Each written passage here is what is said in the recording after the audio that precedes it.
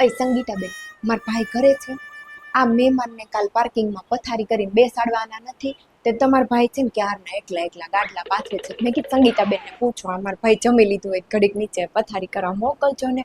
અને પાછી છે ને આ તમારા ભાઈને કઈ સમજ નહીં પડે કઈ બાજુ ગાડલા પથરાય કઈ બાજુ ખુડસશું. એને તેમ કે પથારી કરવા મોકલો એટલે એ પાથરો.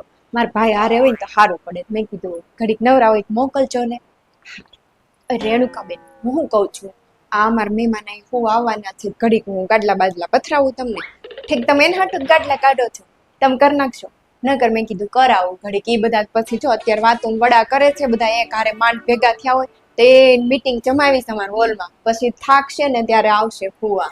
અને હું કહું છું, કાલ પાછું જમવા નીચે વહી આવજો હું. સવાર ચા નાસ્તો કાંઈ ન બનાવતા હું, આપણે બધી વ્યવસ્થા છે સવારમાં. જો ચા કોફી જેને જે ભાવે, ખાખરા થેપલા ગાંઠિયા, તમારા ભાઈ કેટલું લખાઈ આવ્યા છે. હા, બધું છે. તે જો નીચે જોઈ આવજો. આ ગેસ બેસે તપેલી ન ચડાવતા. હા, એ અમારા મહેમાન બેમાન બધા નીચે જમી લેશે. વેલા હાર છે ને ઉઠાડ દેજો, નકર આ બધા તે હોઈ રહે. અહીં કેમ ફરવા આવ્યા હોય આપણે. બસ ચાંદલાન મુહૂર્ત છે 9 વાગ્યાનું. હા, અને વહી આવજો હો ને. કાલ છોકરાને સ્કૂલે ન મોકલતા, ત્યાં એક દી ન જાય શું ફેર પડે. હા, તે તમે તાર બધા વહી આવજો આખું ઘર હો. એ આમ જો આપણે આજુબાજુ ચારેય ફ્લેટમાં ગાડલા ને ગોદડા ને બધું નખાઈ દીધું છે હો. એટલે તમે બધા વાતું કરીને થાકો ને, હું હોય ને જેને જે ઘરે હુવા જવું હોય ને ત્યાં વહી જાજો. સવારે છે ને બધા ટાઈમે ઉઠજો હો, કેમ કે 9 વાગ્યાનું ચાંદલાન મુહૂર્ત છે.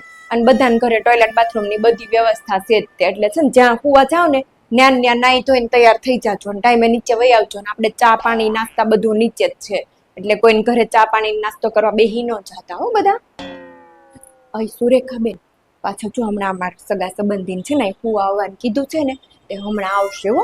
અને મારા ભાઈને સવાર ટિફિન ન કરી દેતા હો પાછા, નતર તમે ટિફિન લઈને મોકલી દેજો. આપણે જો અહીં જમવાની બધી વ્યવસ્થા છે જ, રસોડું અપાય ડીશ ઉપર જ છે.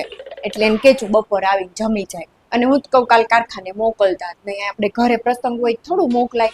આખી બિલ્ડિંગમાં તો છે ને બધાને 2-2 જણાને જ કીધું, પણ આપણા ચારેય ફ્લેટને છે ને સર્વોને કહી દીધું છે. હવે આપણે ઘર જેવો સંબંધ છે તો પછી ત્યાં પ્રસંગમાં થોડા તારવવાનું હોય. છોકરાઓને કાલ સ્કૂલે ન મોકલતા. અને બધાને કેજો અહીં જમી લઈ નીચે. હું શું કહું, તમારે પિન્ટુડો કાલ નવરો હશે તો એક વાટકીમાં થોડું કંકુ ઘોળી દેજો ને.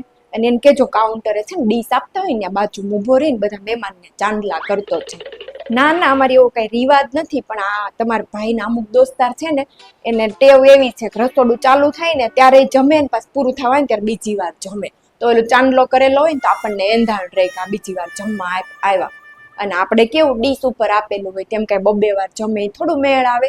એક હારે ડીશ લઈ ત્યારે જમી લેતા હોય તો હામટું. અહીં નહીં ના બેન, તમારે ઓલી પોખવાન ચુંદડી આપજો ને એક. આ મેં એક તો તૈયાર રાખી હતી, પણ ગોરદાદાનો હમણાં ફોન આવ્યો, 2 જોશે, એક એક્સ્ટ્રા રાખવી પડશે. સુરેખાબેન કે નૈનાબેનના છોકરાનું ઓળ લગન થયા ને તે એને હશે કે એને.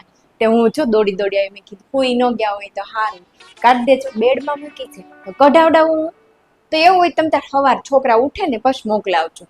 તે કાંઈ નહીં, પણ ભૂલતા નહીં હો. અને સવાર નાસ્તો કરવા બધા નીચે વહી આવજો ને. આપણે જમવાનું બધું આવી ગયું છે ને કાર્ડ. હા, તે વહી આવજો હો. છોકરીઓ તમારે મહેંદી મુકાઈ રહી હોય તો હું ને આમ જોવો ખર્યું કેવું ટાણો થયું. પછી સવારે ઊભ્યું નહીં થાવ કોઈ વાતે. 9 વાગ્યાનું ચાંદલાનું મુહૂર્ત છે.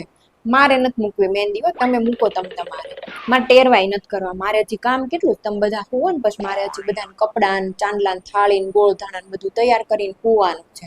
મને હુવાની નવરાય નહીં રહ્યા છે. અને પાછું સવાર 4 વાગ્યાનું તો ઉઠવું પડશે બધું તૈયાર કરવા. તો તમે ઉતાવળ રાખો ને, મહેંદી મૂકીને જલ્દી હુવો.